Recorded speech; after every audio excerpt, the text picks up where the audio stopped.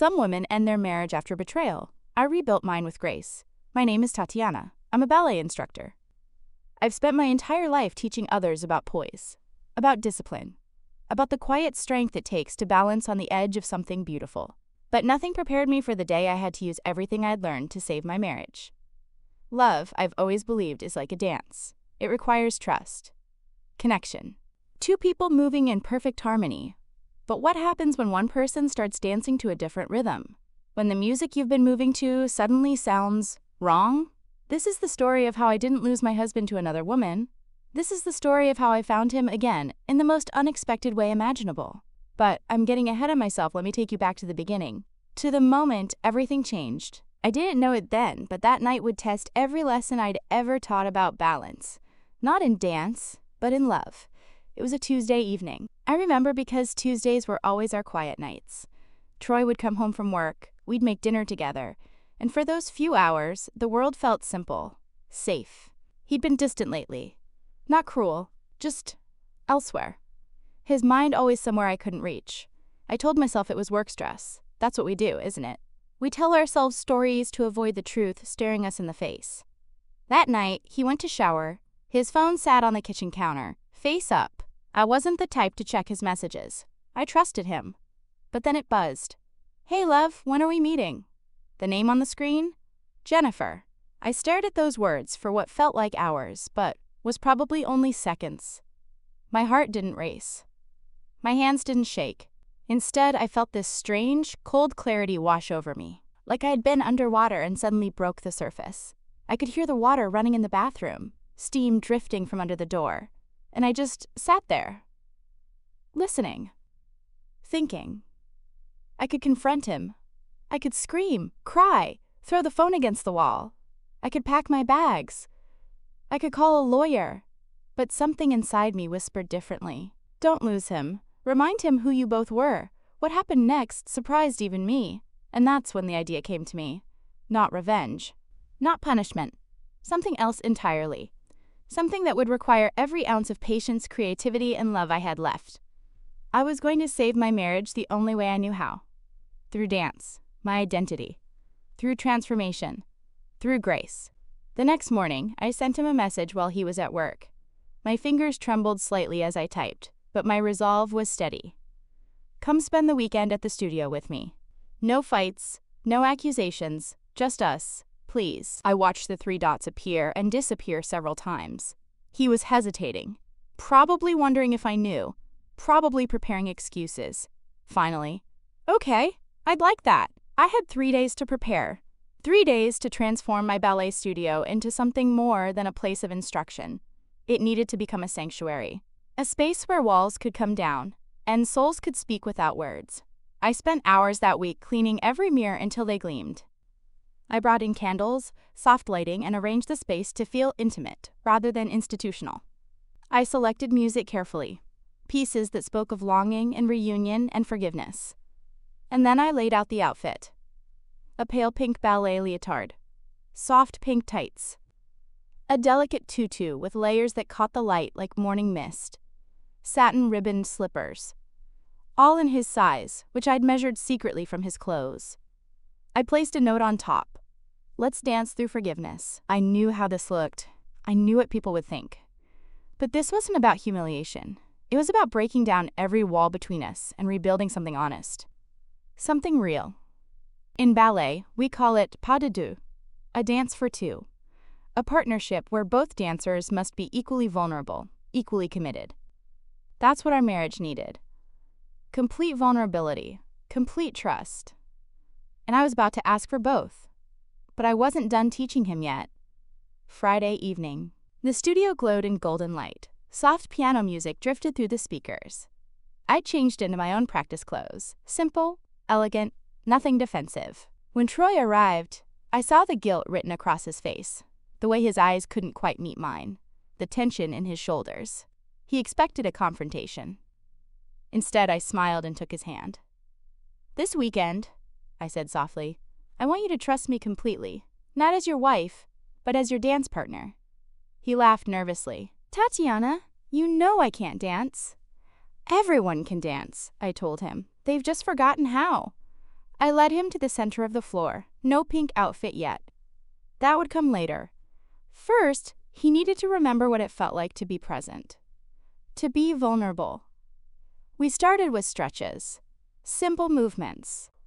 I guided his arms overhead, adjusted his posture, reminded him to breathe. With each correction, I felt him relax slightly.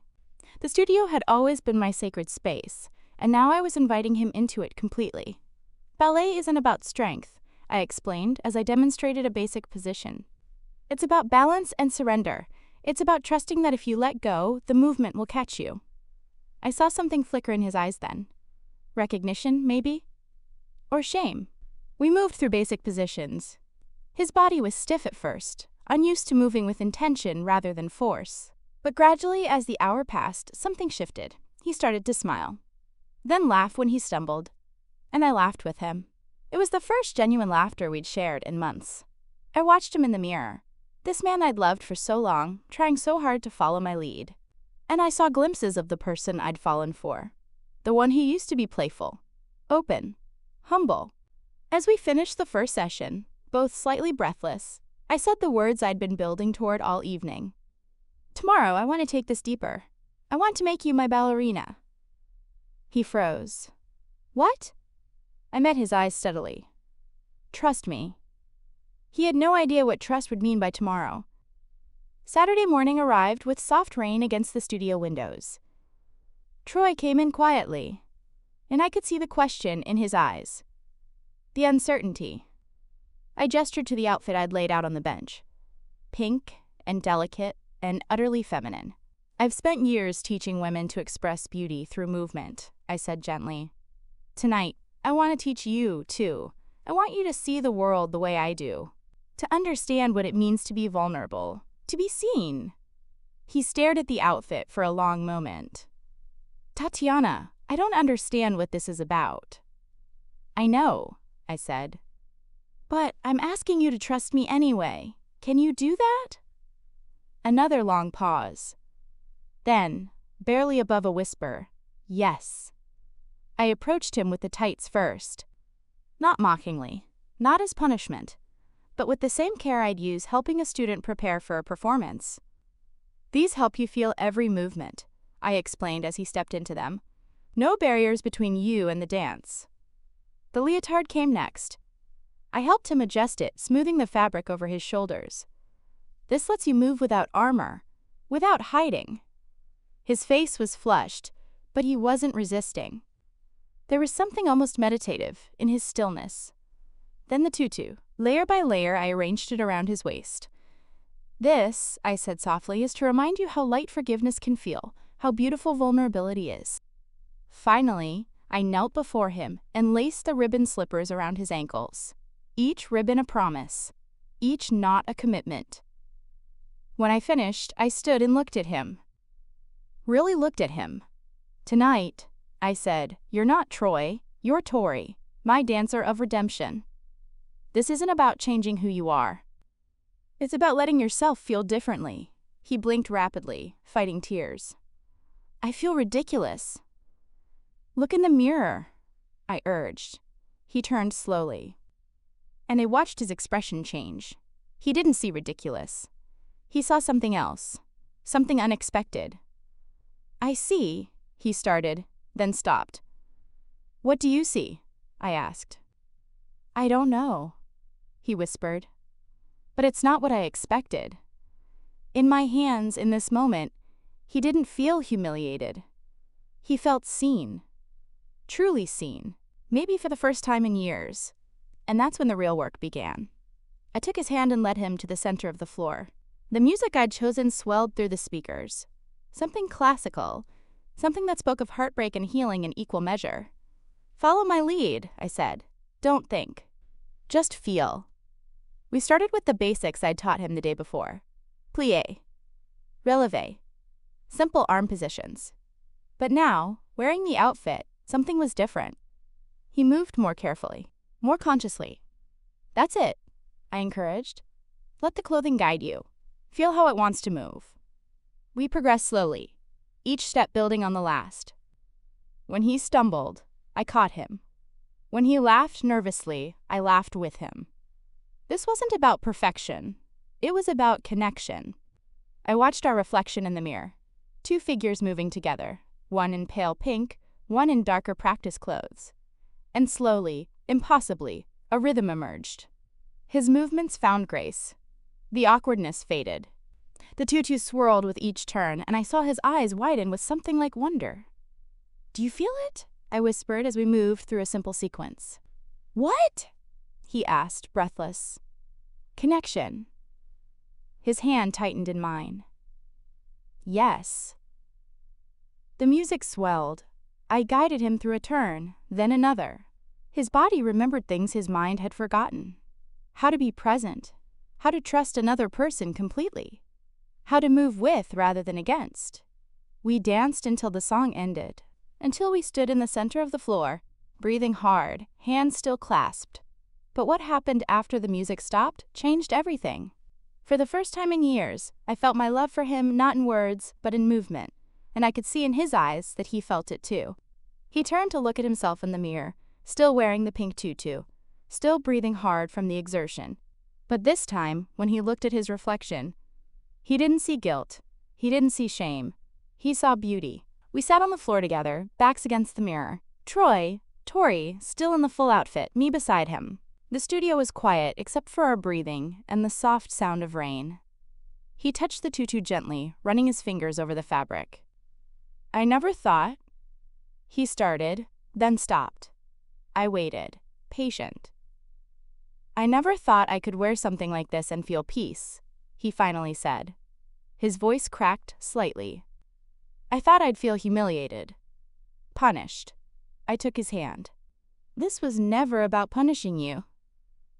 "I know that now." He turned to look at me, and I saw tears in his eyes. "But why? Why this?" I took a breath.